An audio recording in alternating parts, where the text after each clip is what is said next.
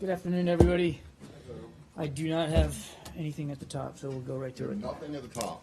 You can't Why update every us time do I on- do that? You sound incredulous. Well, because, you know, I thought there was I going to don't- be some momentous news. I don't do it every day. I know. Try to come with something to enlighten you To annoy me. and annoy you. Yes, that's always a plus if I can do it. But I don't have anything today.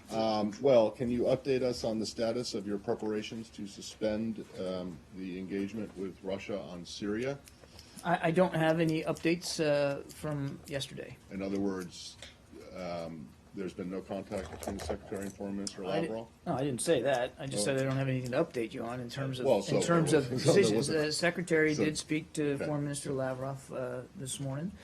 They continued their conversation from yesterday about the situation in Aleppo and about the fragility of the arrangement that we struck earlier this month in Geneva. But I don't have any updates All right, well, to give you today so- or announcements to make. So yesterday, you said you were preparing to suspend. Today, this morning, the Secretary said you were on the verge of suspending. Mm-hmm. So what's the tipping point? That the things haven't changed, Mm-hmm. so why haven't you suspended? Yesterday, it looked, talked, and walked like an ultimatum, and now today, it looks like, in fact, it was a duck. I wouldn't say that at all, Matt. I think that the secretary was just as candid and blunt today with Foreign Minister Lavrov as he was yesterday. You're right. He did say today that we remain on the verge of having to suspend bilateral engagements on Syria with Russia.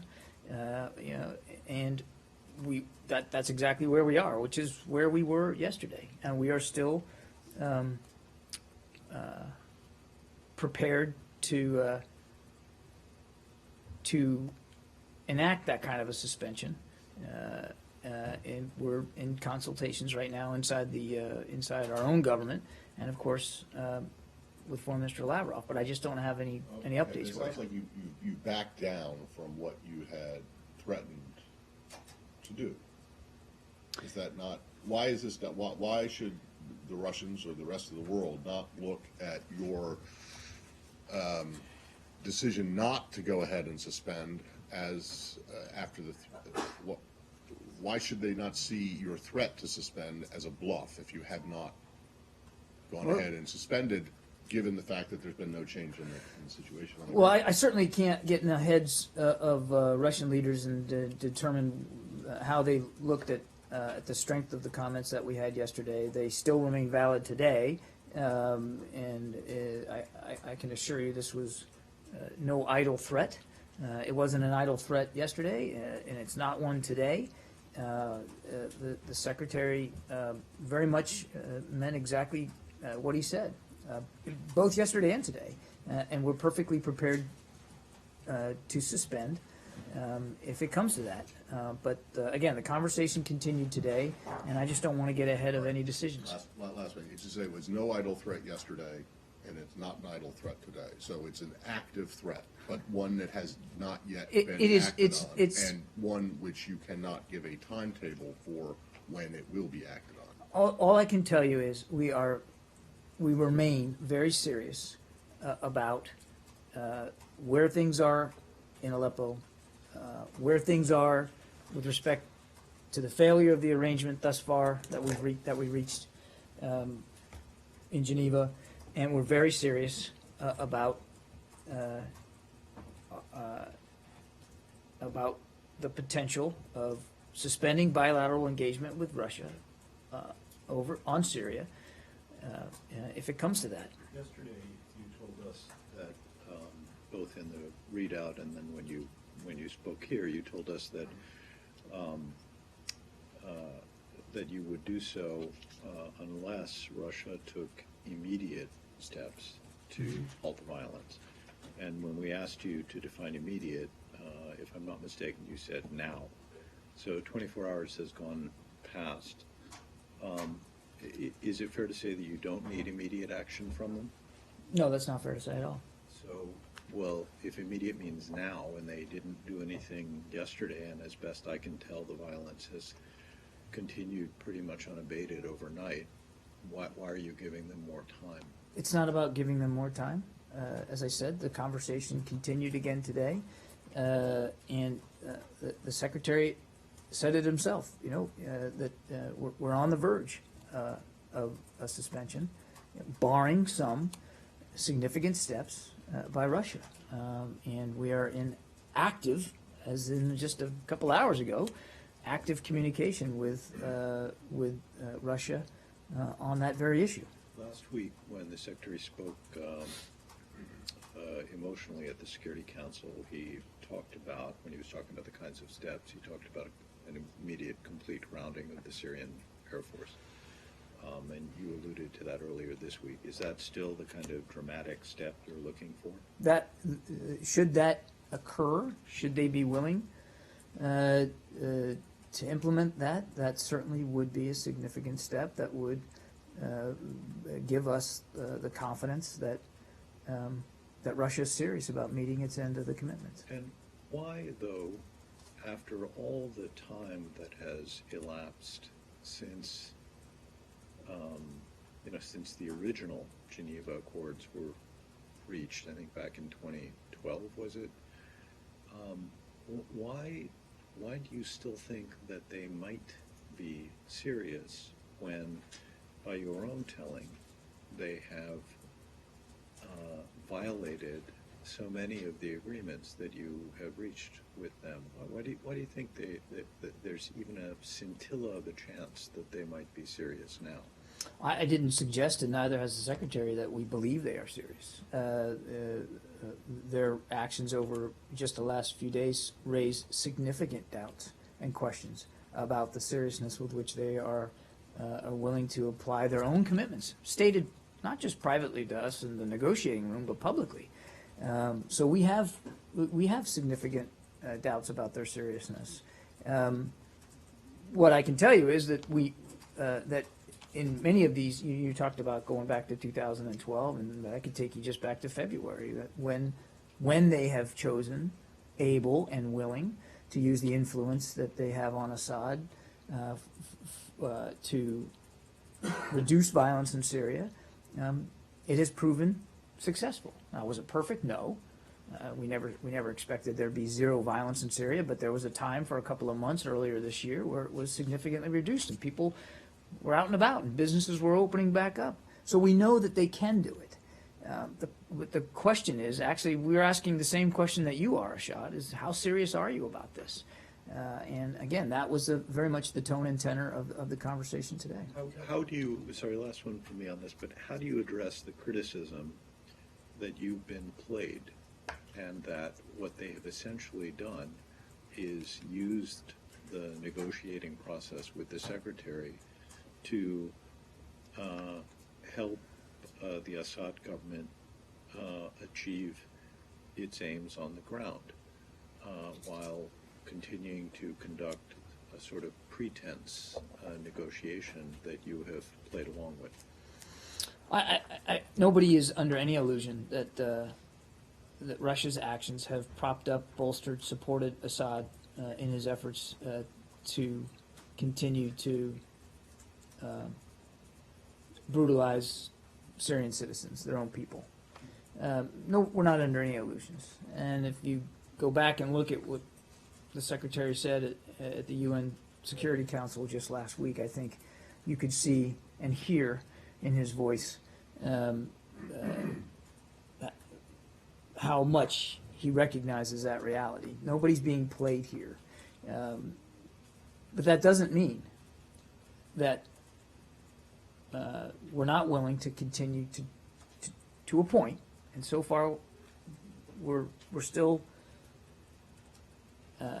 we're still in the mode of continuing to try to find a diplomatic solution to the conflict. And the Secretary said it again, this morning, that he's not going to apologize for going the extra mile to do that.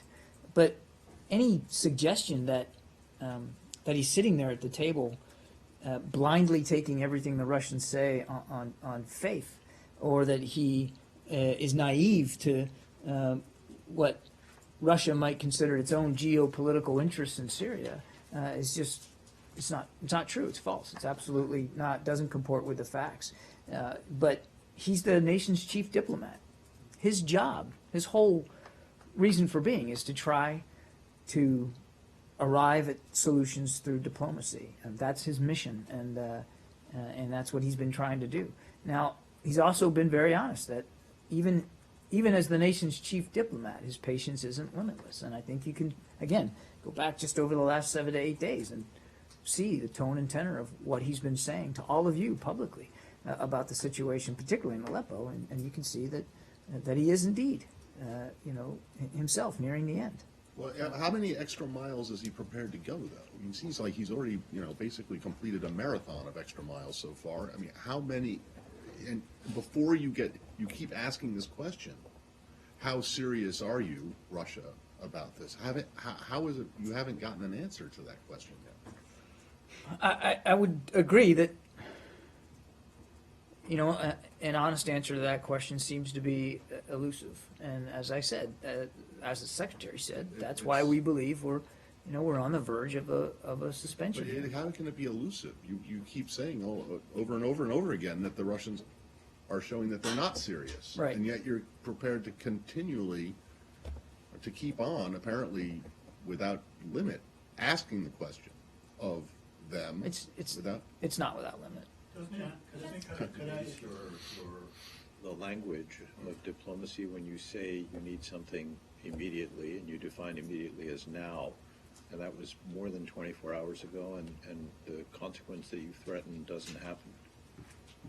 I would tell you, as I said earlier, we were serious about what we said yesterday. We stand by it, and we remain serious today. John, Yeah. I just want to follow up on what you said yesterday, or the threat, because it did not go unnoticed in Moscow. In fact, your counterpart in the Russian Foreign Ministry, Zakharova, said, who are you expecting to attack the cities, or something akin to that. She posted on her Facebook.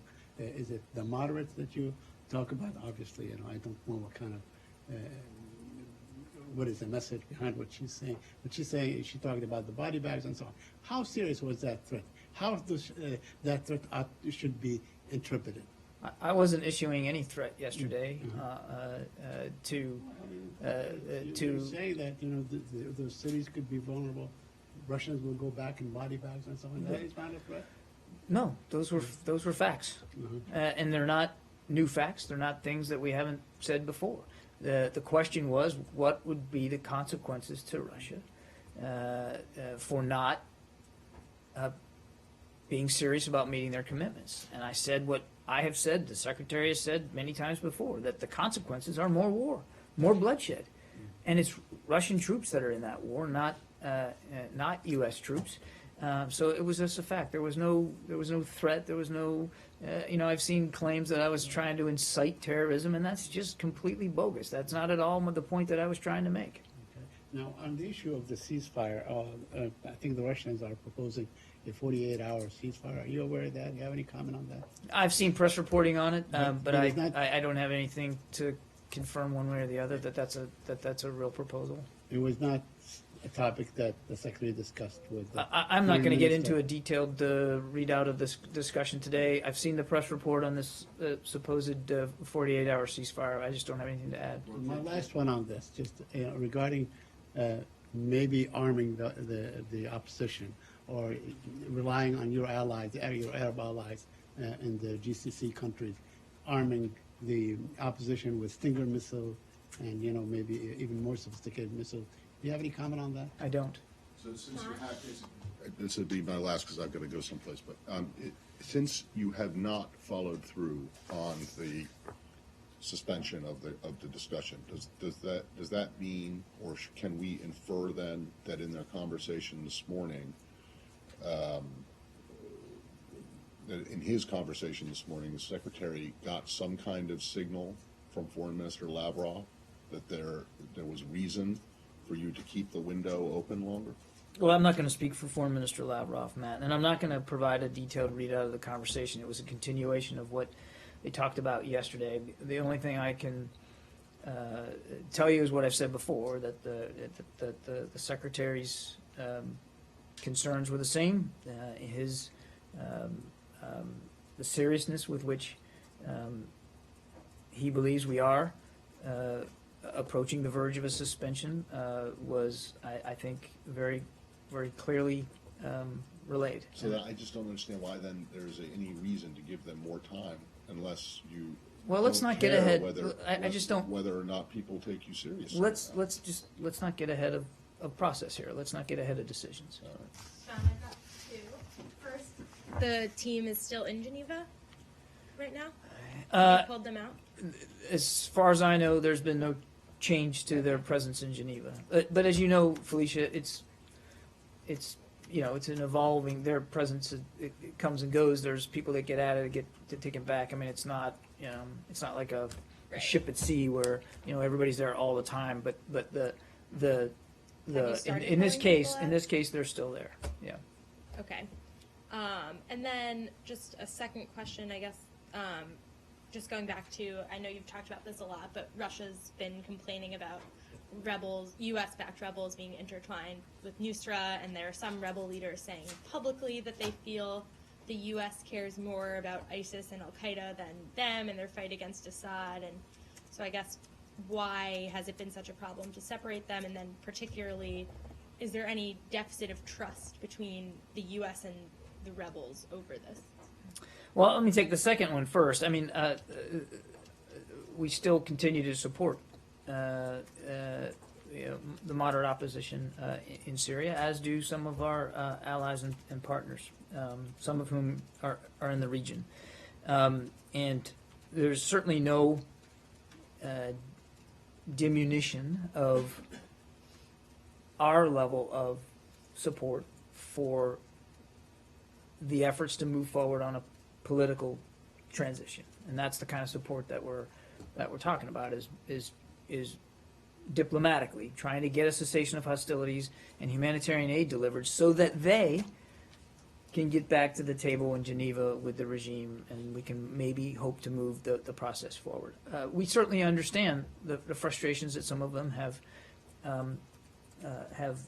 voiced. We also understand that to a large measure, much of that frustration comes from the actions of the regime, which won't stop bombing them and killing their families and destroying civilian infrastructure with the support of the Russian military.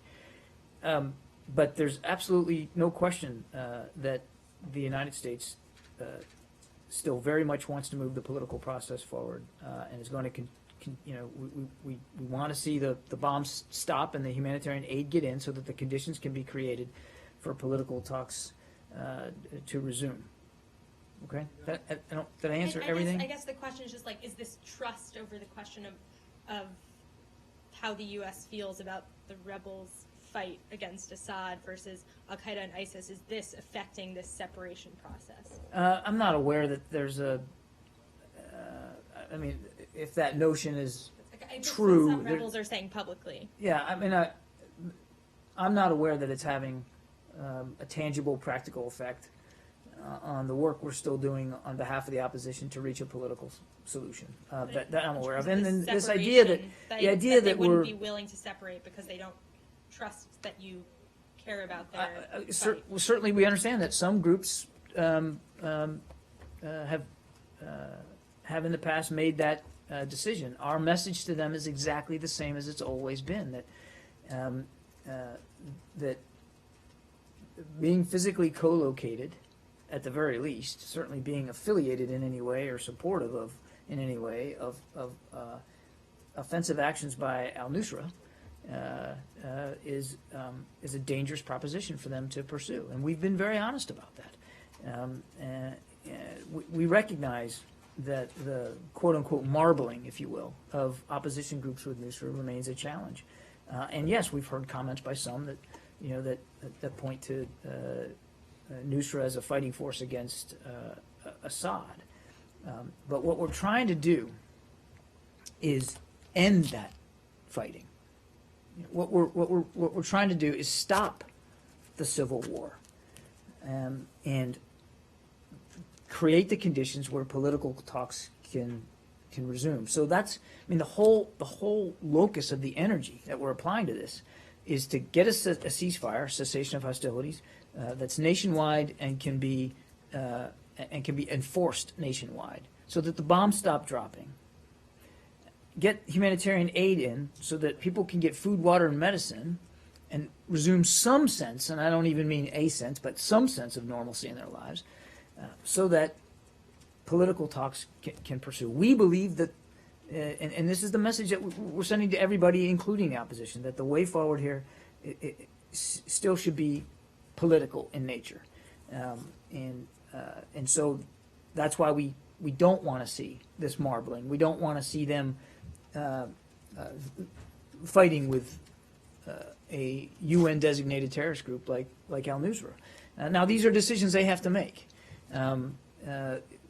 But we believe it is in their best interest, and more critically, the best interest of the Syrian people, to separate themselves from a group like Nusra, which is not party to the cessation of hostilities, and help us. By doing that separation, they can help us get to the cessation of hostilities, remove any excuses, and they're not much more than excuses, that the regime in Russia have been applying to strikes against those areas, and help us get the political talks back on track. Did that answer the Yeah, question better? helpful. And then the other thing I'd say is, any notion that we're more worried about Daesh than we are about the civil war in Syria and the brutality of the Assad regime also is not without. I mean, that's completely without foundation. But the efforts are different. The efforts are different. Didn't the Secretary say in congressional testimony? Though ISIS first, that's the strategy. I mean, he made very clear in public that the U.S. government's strategy was to go after Islamic State militants first, right?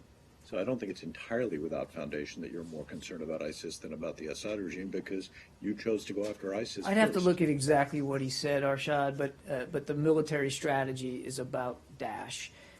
We have a policy of pursuing a diplomatic solution in Syria, and I can assure you, and anybody that's been traveling with the Secretary or been anywhere around him for the last several months could assert that he has applied an enormous amount of energy and his own personal time and effort to trying to find a political solution in Syria. So I think any notion that he's not prioritizing this just, again, it flies in the face of the facts, and frankly flies in the face of the time, the actual physical time that he's been devoting to it. I don't think anyone would. Many times that Daesh is enemy number one. It You is- said that many times. Daesh is an enemy, no question that they're an enemy to the United States and to the West. I mean, they are actively plotting and trying to inspire terrorist attacks on the soil of many Western nations, to include the United States. Of course, it's degrading and defeating them remains a priority. What I'm saying is that any notion that we're somehow relegating to some sort of backwater in our policy approach, a political solution in Syria just is not without. It's not foundational. Secretary Kerry has put a lot of time and effort into trying to end the Syrian civil war, but the military strategy, and obviously a lot of the bandwidth taken up by the NSC and by the Pentagon, is dealing with Daesh, and therefore you have a diplomatic strategy to end one thing and a military strategy to end the other, and the diplomatic strategy appears to be on the verge of collapsing, whereas the military strategy still has some ongoing momentum. Would that be fair? What I would say is, yes, we are making progress against Daesh. The effort against Daesh isn't just military. Yes, there's a military line of effort, no question about that, and there has been some success achieved, both in Iraq and in Syria, against this group. And it's not just the United States, it's a coalition effort.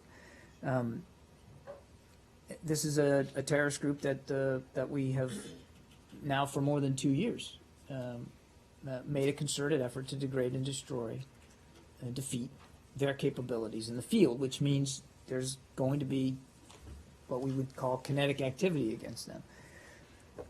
But as I said yesterday, the policy of the United States with respect to the civil war in Syria remains the same, and that is that we continue to believe that a political solution is the best approach. And to get to that political solution, a diplomatic effort is going to be the focus of the energy, and it has remained the focus of the energy. And the Secretary has borne that responsibility very seriously.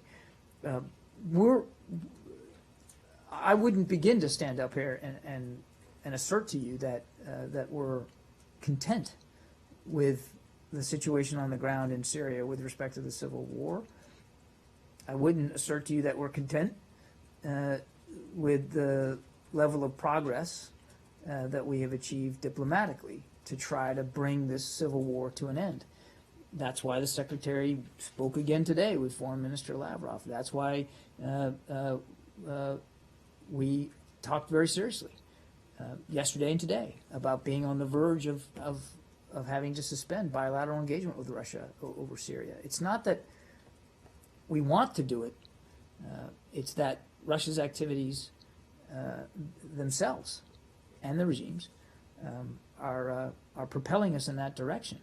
But no question, Dave, military progress against, not just military, but the entire effort against Daesh in Iraq and Syria has achieved momentum. You're right, and has achieved some progress, and that we are all frustrated that we haven't been able to achieve the kind of progress we'd like to see with respect to the civil war in Syria and trying to get a political solution found. That doesn't mean that that military solutions are going to transfer well into that effort. We've long said, and I said it again yesterday, of course there's other options and alternatives that we'd be irresponsible not to consider. But we continue to believe that none of them are better than trying to find a political one to what is a very complicated civil war. One is a counterterrorism effort against a still lethal and dangerous group. The other is a very complicated, long-running, difficult, ugly civil war. And we continue to believe that a political solution is the best approach. Follow up to that question. You just said, and I typed it down, the effort against Daesh isn't just military. So I listened very closely. I'm glad. That's good. I try my best. I listened very closely for the political dimension along the lines of Clausewitz, war is a continuation of politics by other means. What is the political dimension of the military strategy against Daesh? And I speak in the context of two recent articles, one by Ambassador Khalilzad, former ambassador to Iraq, complaining that there's no political strategy in regard to Mosul, and the other by Ramzi Mardani in the New York Times yesterday. In parts of Iraq, quote, recaptured from the militants where I've traveled, signs of any central authority are non-existent. So it sounds like Daesh is being driven out of various places, whether Iraq or Syria, but there's no political component to U.S. efforts to put in an authority that's going to hold the area in a coherent way, prevent the return of terrorists and provide stability to the population. Well, there absolutely is a political component to the strategy against Daesh. I mean, and it started with the assembling of a coalition of more than now 66 nations. And it carries through in our support, and we talked about this yesterday with your question about the finance minister, our continued support for the political reforms and efforts of Prime Minister Abadi and his government going forward. Because we've long said the way you sustain a defeat against a group like this is good governance. And we've recognized, we were very honest at the time when Daesh rolled into Mosul now 2 summers ago, that one of the reasons they were able to do so swiftly and effectively was that they were up against elements of an Iraqi army that had not been well led, not been well trained, not been well maintained, because Prime Minister Maliki's government wasn't inclusive, and it wasn't pluralistic, and it wasn't necessarily concerned with keeping Iraqi Defense Forces capabilities up to the level they were when the United States ended our presence there in Iraq. So we've long said that in order to sustain a defeat, you have to do it with indigenous forces. That's why this is an Iraqi strategy, not an American strategy. And it is Iraqi forces under the command and control of Baghdad that are continuing to press the effort. And that's why it's important that it be Iraqi systems, Iraqi people, Iraqi resources, and Iraqi institutions that come in after that defeat so that they can sustain legitimate and authentic governance going forward. Now, is it perfect in the execution? Absolutely not. War tends to be pretty messy at times. But there are efforts being made, and we are supporting political solutions as well in Iraq to help institute a level of governance that can be sustainable and provide for the basic necessities of life that Iraqi citizens want and deserve. Because we know this, one of the root causes of the growth of extremist groups is when they come into a vacuum like that, as they've done in Syria, where there isn't good governance, and there is no hope, no jobs, no way to sustain normal life, and they take advantage of that.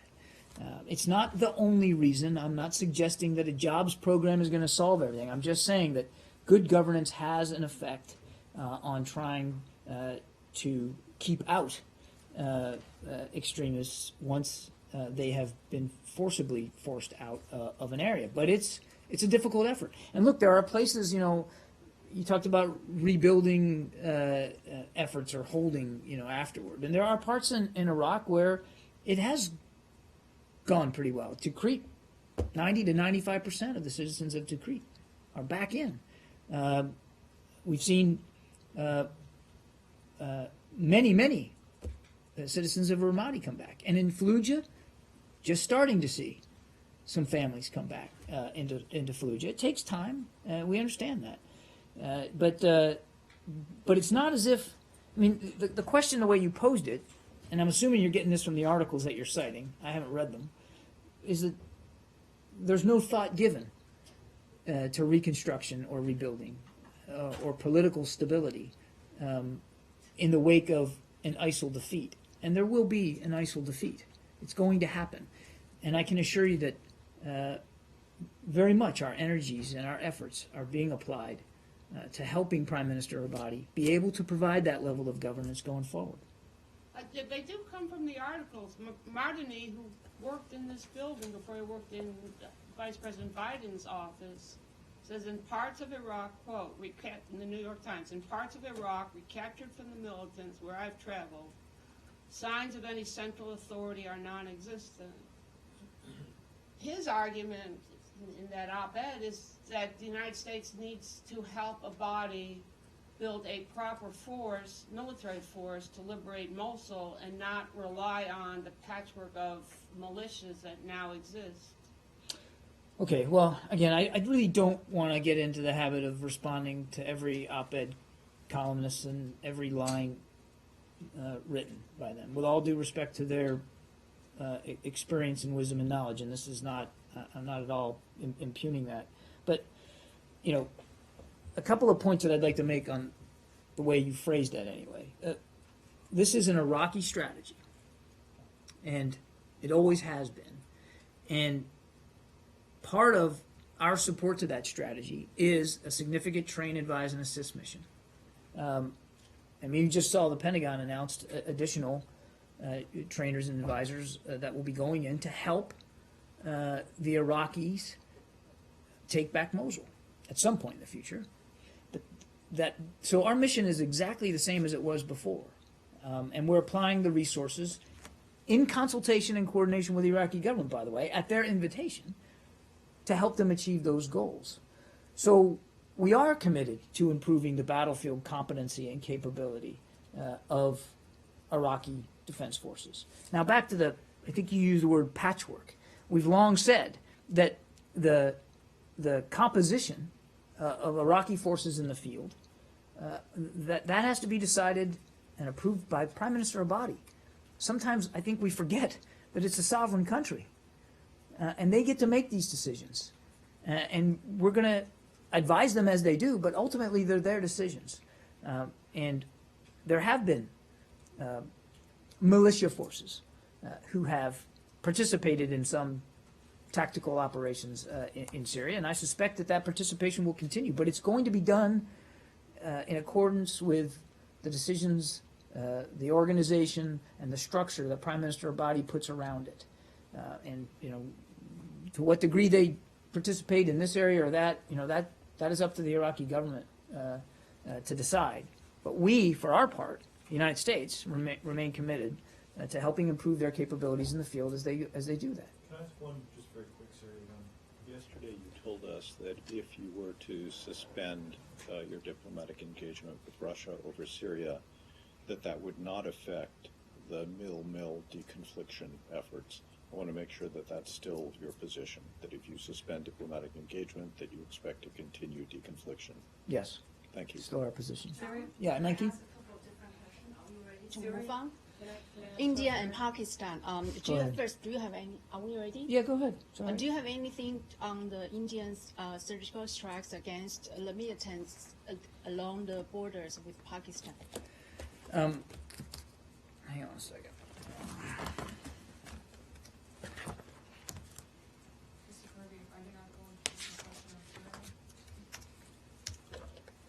I'm going to answer her question, and then I'll be happy to answer yours. So, Nike, we've seen those reports of following the situation closely, as I think you can understand. We also understand that the Indian and Pakistani militaries have been in communication. We believe that continued communication is obviously important to reduce tensions. We've repeatedly expressed our concerns regarding the danger that terrorism poses to the region, and we all know that terrorism in many ways knows no border. We continue to urge actions to combat and delegitimize terrorist groups like LET and the Haqqani Network, Jaish-e-Mohammed. So this is something that we're obviously keenly focused on. Okay. Was there any prior consultation between the United States and India before the surgical strikes?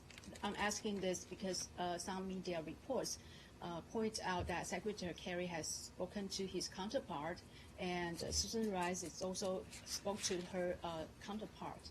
So can you give us some? I can confirm for you that the Secretary spoke with on the 27th, so earlier this week, with Indian External Affairs Minister Swaraj, and reiterated his strong condemnation of the September 18th Uri attack. He condemned terrorism in all its forms, and he cautioned against any escalation in tensions. Okay. After the second U.S. and India strategic and commercial dialogue last month, what specific steps have been taken to strengthen cooperation on fighting terrorism between these two countries? This is something we're always working at with our partners in the region. We're always trying to get better at combating terrorism in the region. And there are many ways you can do that, through information sharing regimens and increasing, like we said, increasing communication, between all parties involved. So I don't have a specific laundry list here to read out to you because, frankly, it's something that we've been constantly working at with our partners in the region. You said Secretary Kerry cautioned against escalation. Was this an attack and escalation? I'm not going to characterize it. Obviously, it's. Obviously, an attack like that escalates tensions. But what I don't want to do is try to get into some sort of broad characterization one way or the other. But obviously, an attack like this is horrific, and No, but the Indian response is that is kind of escalation that Secretary Kerry was warning against. Oh, I thought you were talking about the Uri attack. No, that goes without saying. Well, look, again, our message to both sides has been the same in terms of encouraging them to increase communication, to deal with this threat, and to avoid steps that escalate the tensions. And I think I'm not, going to get into characterizing each and every step along the way there. But obviously, what we want to see is increased cooperation against what is a very shared common threat for both countries, and to see steps being taken to deal with it by all sides. If I may, I would like to quickly on Sudan. Do you have anything on Nestor Hang International? on. Since we're on India, Pakistan, we'll go here. I'll go back. I get you, Goyle. All right. Go here. Yeah, since this was a counterterrorism operation and there is a strong coordination between India and US on counterterrorism issues, was there any coordination on this strike by the Indian forces? I just don't have anything for you on that, and as you know, I don't talk about the specifics of And military matters. when Secretary spoke to India's External Affairs Minister Sushma Swaraj on 27th, did he get any inclination that India was going ahead with this kind of strike? I just don't have anything for you on that. I've read out the call to you to the level of detail that I'm going to. So there has been one call or two calls? Yeah, I've seen reports of two calls. Yes. There was a technical issue on the first call, so they had to arrange a second call to complete it. So was there two calls? Yes, there were two calls, but it was really one conversation. Okay, Goyle? Yes, sir. Thank you very much. Two questions. One, Ambassador Richard Verma was in Washington. Suddenly, he had to cancel everything and he rushed back to Delhi. What was the reason and who he was going to meet? Or if he rushed from here back to Delhi, was he carrying any message from the secretary or from this building? He did have to reschedule his event at the Wilson Center, and as far as I know, he's returning to New Delhi. My understanding is that he believed that it was appropriate for him to go back. I mean, he's got a big job. There's a lot of responsibilities that come with it, and and obviously it's a very dynamic situation, and he felt it was prudent to go back, and we support that. He's doing a great job. But my second question is that in recent I'll tell him days, you said so. Prime Minister Modi, he spoke about one thing, what he had a great message for the people of Pakistan, that Pakistan and India both got freedom on the same day, but Pakistan is supporting terrorism, India is supporting ITs, engineers and doctors around the globe, and what he said is Pakistan still has camps inside Pakistan who are attacking India, and finally he said let's attack or fight against terrorism, hunger and poverty, not against each other or each other peoples, and let's have a development. Any message that you may have for Pakistan on this, or what Prime Minister Modi said? My message is the same as it was, when Nike asked me about it. I mean, we understand that both militaries are in communication. We encourage that. We've expressed repeatedly our concerns about the danger of terrorism, cross-border terrorism as well, in the region, and we continue to urge actions to combat and delegitimize groups like LET and Haqqani Network and Jaish Mohammed. I mean, these, as I've said many times, in answer to you, Goyle, these are shared common threats that everybody in the region faces, and we believe it's important for everybody in the region, and we're obviously willing to, and have proven willing to contribute to those efforts, to take that on as a shared regional challenge. And one more quickly, if you may, Ivan. Thank you. Across the street today, U.S.-India Security Council, a non-profit organization, they had a high-class official from the Pentagon and any other people also from the State Department. What they said that India and U.S. relations have come from a far away, and they are moving forward, and they are not now. Nobody can stop them. So do you agree that future of India-U.S. relations, what according to their views and comments today? I haven't seen those comments. That's the first I've heard of it. What I would tell you is that we remain deeply committed to the bilateral relationship with India and to advancing it across virtually all sectors of public and private enterprise, and I think you're going to see us remain committed to that. Okay, go to Syria. Let's go. All right, and then I'll go to you. Has there been any calls made from any high-level calls made to Pakistani leadership on the need to de-escalate tension in the region? I don't have any calls to announce or read out to you. Go ahead. Thanks. Yesterday, you conceded that the administration is looking at options other than diplomacy in Syria. Reuters cited officials who said they consider military options as well. Does this mean manpads for the rebels, or perhaps a no-fly zone established by the coalition? I think you can understand why I'm not going to discuss in any detail interagency discussions, but obviously it would be irresponsible for us not to have those kinds of discussions. I understand, but you said one of the consequences for Russia is going to be that it's going to send troops home in body bags because you suggested maybe their planes will be shot out of the sky. So who's going to shoot down the planes? Could it be the They've already US-led lost coalition? aircraft. They've already lost troops in the military activity that they're engaging. And what I was saying was that if we can't reach a cessation of hostilities, if we can't find a political solution, and they're going to continue to militarily prop up Assad, they're going to continue to face risks to their military forces from that effort, as they already have. That's all I was saying. There was no threat. There was no incitement. That's all I was saying. The rebels can more actively shoot down planes if they get manpads from the allies. Is Washington prepared to give the green light to its allies to send manpads to the rebels? I've already addressed that question.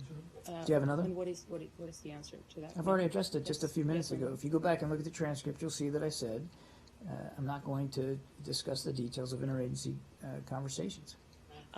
Just one more question. It has been long. There have been interagency conversations. On the possibility There of have been manpads. interagency conversations about options and alternatives to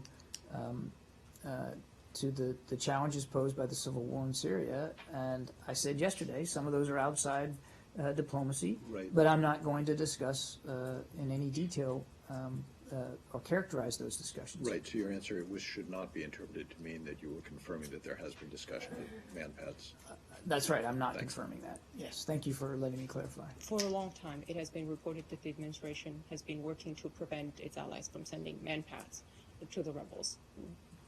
What was the reason for that? For persuading them not to send manpads to the rebels? I don't have anything for you on diplomatic discussions that we have with our allies and partners that are helping us try to find a political solution in Syria. Yeah, Janie, Thank you, John. I hope you answer these questions. you say that as if I don't always answer your Or questions. sometimes you just ignore it. Oh! Maybe you don't study Ouch. well. She said sometimes I just ignore You them. need more study about it. Thanks. On the United States take diplomatic sanctions against North Korea, it is reported that the United States request for diplomatic break with North Korea around the country as part of for isolated North Korean diplomatically. Can you confirm on this? Well, you know, Jenny, that we don't have diplomatic relations with North Korea. So I'm not sure how we can break something that we don't have. Where Or maybe I didn't understand the question. recent Assistant Secretary Russell at the Foreign Writers Club, he mentioned about this. You mentioned But what? He mentioned on this, but the U.S. and North Korea doesn't have a diplomatic relationship. No, that's what I just yes, said. but so around the country, some country they have relationship with North Korea, like China, Right. Russia, or other words. Right. So he said U.S. send notice to U.S. embassy at the overseas. Do you have anything on this? No, I don't. No, you don't recognize on this. I I'm not quite sure I'm completely understanding. Did he say that He we said- intend to reestablish? No, I no. think it's to encourage other countries to break Yes. diplomatic relations Oh. or to further isolate North Korea. I'm not aware of any such effort to do that, Jenny. Look, those are sovereign decisions that countries make in terms of who they're going to have diplomatic relations with and who they're not. Our concern is more directly about the DPRK and the provocative activity, the pursuit of nuclear weapons capabilities, and the threatening behavior that they continue to exhibit on the peninsula and on working inside the international community. And this is where we are focused, working with other nations on trying to ratchet up the pressure to hold the North more accountable for those provocative activities. And that's, and I can assure you that's where our energies are being spent, largely inside the UN. And as we've said, in just light of the most recent test, that we are going to pursue the potential for additional sanctions inside the UN. But I'm not aware of any effort on our part to dissuade a nation from from a sovereign decision that they have made about diplomatic relations with the North. Do you have any additional U.S. individual sanctions against the Chinese company except the recent one? I don't have anything on that. I'd refer you to the Treasury Department. I got time for just a couple more. Yeah. Really quickly on Shirley, your favorite topic, former Secretary Clinton's emails. Just want to clarify. I know there was a production schedule entered just yesterday, but so my understanding is there are about 2,900 pages that state is going to process prior to Election Day. So I guess I was just curious. I know you all have talked about the strain that this puts on resources. How confident are you that you will be able to meet those deadlines? And then secondly, just to clarify, will these be released publicly and put on the state FOIA website? So I would first refer you to the filing, which I think is what you're referring to with the court last night. I do know that our filing indicated that we're going to process and make an additional production of former Secretary Clinton's emails in November. This stemmed from an agreement that we reached with the requester, in this case, the Freedom of Information Act requester, to redirect resources that we had already committed to this case. I just don't have, I couldn't give you, I couldn't quantify that for you right now. But are you all confident that you'll meet this? I believe it was a November 4th or November 3rd deadline. Well, again, without getting into the specifics of the filing, I can tell you, obviously, we're going to work very hard to meet our commitments to the court. And will the emails be posted on the website? Will they be released to the public or just turn over in court to the? Well, I mean, the responsibility is through the Freedom of Information Act and to the requester. I don't have an update for you in terms of when or how they'll be made public, but we have been traditionally we do make public our responses to FOIA requesters. I just don't have an update for you on this. Okay, but let me be clear: we take the court order seriously, and we're going to work very, very hard to make sure that we meet it. Because I thought I don't have it in front of me. I thought that it mentioned in the court order that state did agree to make them public. Well, again, I can't speak to the details of the filing. I would refer you to the filing on that. But it is common practice for us to make public our responses to FOIA requesters. And you can go to our website and see others that we've done that for. That there's a process involved here, and I just don't want to get ahead of the process of actually posting them. What we're talking about here is a filing that was centered around the actual provision of the documents to a requester. Again, I'd point you to the filing for additional details on that. Okay? Mikey, last one. Quickly ask Dan, do you have anything on Amnesty International's report that Sudanese government has been using chemical weapons against civilians and at least 30 times this year? As far as I know, we've just now received this report. We're obviously looking through it carefully. Not been able to verify Amnesty's specific reporting at this time since we just got it. But the allegations of scorched earth tactics presented in the report, including the unlawful killing of civilians, the abduction and rape of women, the forced displacement, the looting, the use of chemical weapons, all of that are deeply concerning. And of course, the images of the victims are horrifying.